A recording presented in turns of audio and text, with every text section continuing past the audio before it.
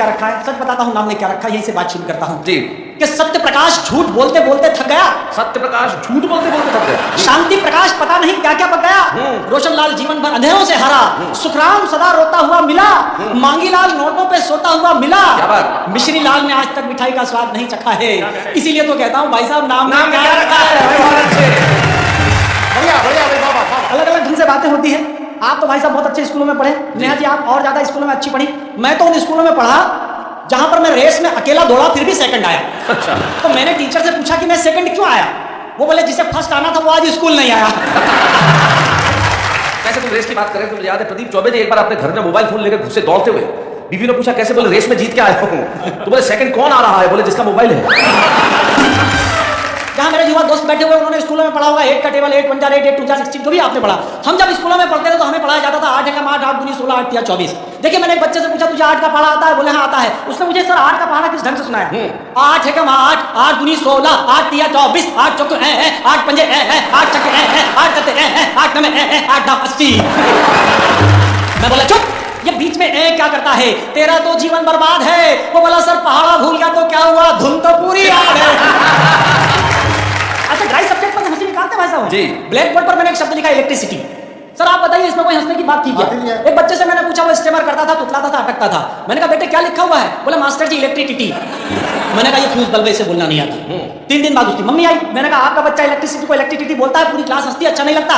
उसकी मम्मी कहने लगी मास्टर जी माफ कर दो ना, बच्चा छोटा है, इसकी कैपेसिटी ही कितनी है। अरे मैंने कहा बल्ब फ्यूज नहीं है, स्विच खराब है। 4 दिन बाद पिताजी आए। मैंने कहा आपका बच्चा इलेक्ट्रिसिटी को इलेक्ट्रिसिटी बोलता है, आपकी पत्नी कैपेसिटी को कैपेसिटी बोलती है, पूरी क्लास हंसती, अच्छा नहीं लगता? उसके पिताजी कहने लगे मास्टर जी बात बहुत छोटी सी है, पर फोकट की पब्लिसिटी मत करो यार। मैंने कहा ना बल्ब फ्यूज है ना स्विच खराब है, पावर हाउस में फॉल्ट है। मैंने उस बच्चे से कहा तुम्हारे घर में कोई और है? बोले दादाजी 80 साल के। मैंने कहा भेजो उस आइटम को भी चेक करेंगे। दादाजी आए, नमस्कार। मैंने कहा नमस्कार, क्या हो गया? मैंने कहा आपका पोता इलेक्ट्रिसिटी को इलेक्ट्रिसिटी बोलता है, आपकी बहू कैपेसिटी को कैपेसिटी बोलती है, आपका बेटा पब्लिसिटी को पब्लिसिटी बोलता है, पूरी क्लास हंसती, अच्छा नहीं लगता? बोला मास्टर जी ये तो सब जाहिल और गंवार है, इन्होंने यूनिवर्सिटी का कभी मुंह ही नहीं देखा।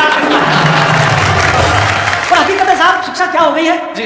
पुराने जमाने में होता था कोई बच्चा स्कूल नहीं आता था तो स्कूल से 4-5 बच्चे जाते थे, उसके हाथ पैर पकड़ के उसे ऐसे ऐसे करके लाते थे। आंचलिक भाषा में कहते हैं टांगा टोली करके लाते थे। जी। ये दृश्य खत्म हो गए, शिक्षा के प्रति अनुराग खत्म हो गया। लेकिन मैंने आज से 4 दिन पहले मेरे शहर में ये दृश्य देखा। 4-5 स्कूल के विद्यार्थी एक को ले जा रहे टंगा टोली करके।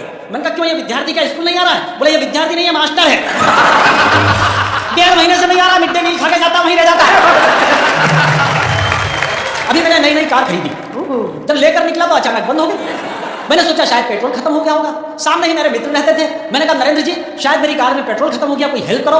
वो बड़ी गंभीर मुद्रा में अंदर गए और एक माचिस लेकर आए। मैंने कहा इससे क्या करूंगा? बोले पेट्रोल चेक करूंगा। मैंने कहा इससे पेट्रोल कैसे चेक करूंगा? बोले सुनो, अगर कार में पेट्रोल नहीं हुआ तो तुम्हें पता चल जाएगा, और अगर हुआ तो कल न्यूज़पेपर के माध्यम से पूरे शहर को पता चल जाएगा कि पेट्रोल था। लोगों के मदद करने के तरीके बदल गए। बधाइयां कम मिलती है भाई साहब, आजकल धमकियां ज्यादा मिलती है। जी। धमकियों पर एक कविता फारूक भाई प्रदीप जी सुनेगा कि पिछले दिनों एक धमकी भरा एसएमएस हमारे पास आया। एसएमएस पढ़कर सिर चकराया। लिखा था दिग्गज जी हम आपके जीवन का सुख चैन तोड़ देंगे, अगर 50 लाख रुपया नहीं दिया तो आपका नाम किसी आइटम गर्ल से जोड़ देंगे। एसएमएस पढ़कर मैं हो गया पसीना पसीना। मैंने कहा बदनाम हो गया तो मुश्किल हो जाएगा जीना। मैंने मदद के लिए तुरंत एक नेताजी को फोन लगाया। ये मेरी सबसे बड़ी गलती थी। मैंने मदद के लिए एक नेताजी को फोन लगाया। फोन स्वयं नेताजी ने उठाया। बोला दिग्गज जी क्या हाल चाल है? मैंने कहा चाल तो ठीक है, हाल बुरा है। मेरे सीने पर धमकियों का छुरा है, मेरी मदद कीजिए। मदद शब्द सुनते ही वे आवाज बदल कर बोले इस मार्ग की सभी लाइनें व्यस्त हैं, कृपया कुछ देर बाद डायल कीजिए। तभी मुझे मेरे एक वरिष्ठ कवि मित्र का ख्याल आया। मैं नाम नहीं बताऊंगा, नहीं तो आपको पता चल जाएगा कि मैं प्रदीप चौबे भाई साहब की बात कर रहा हूं। तभी मुझे मेरे एक वरिष्ठ कवि मित्र का ख्याल आया। मैंने उन्हें फोन लगाया, कहा गुरु लोग हमें धमकियां दे रहे हैं, कोई मार्ग सुझाओ। वो बोले मार्ग? हम तो हाईवे सुझा देंगे। जरा डीप में जाके समस्या बताओ। ओहो। मैंने कहा गुरु लोग मेरा नाम आइटम गर्ल के साथ जोड़ रहे हैं। आइटम गर्ल का नाम सुनते ही गुरु क्रोध में आ गए। मुझे लगा कि आज तो धरती और अंबर हिल जाएगा। धीरे से आकर बोले जिसने तुझे धमकी दी है उसका मोबाइल नंबर मिल जाएगा। मैंने कहा बिल्कुल मिल जाएगा गुरु। बोले फिर तू ही डायल कर, हो जा शुरू। डायल तो मैं भी कर सकता था, कोई डिफरेंस नहीं है, पर फिलहाल मेरे मोबाइल में बैलेंस नहीं है। फिलहाल मेरे मोबाइल में बैलेंस नहीं नहीं है। तो मैंने कहा गुरु क्या आप धमकी देने वाले को डराएंगे, धमकाएंगे या समझाएंगे? बोले न डराएंगे, न धमकाएंगे, न समझाएंगे, हम एक नई टेक्निक अपनाएंगे, तेरा नाम डिलीट करके हम अपना नाम जुड़वाएंगे। क्या बात है, बहुत अच्छे। अचानक वे शायरी करने लगे, अरे हजारों साल नरगिस अपनी बेनूरी पर रोती है, तब कहीं जाकर चमन में एक फूल खिलता है। और सच बात तो यह है कि आम आदमी को आजकल बदनाम होने का मौका ही कहां मिलता है। क्या बात है।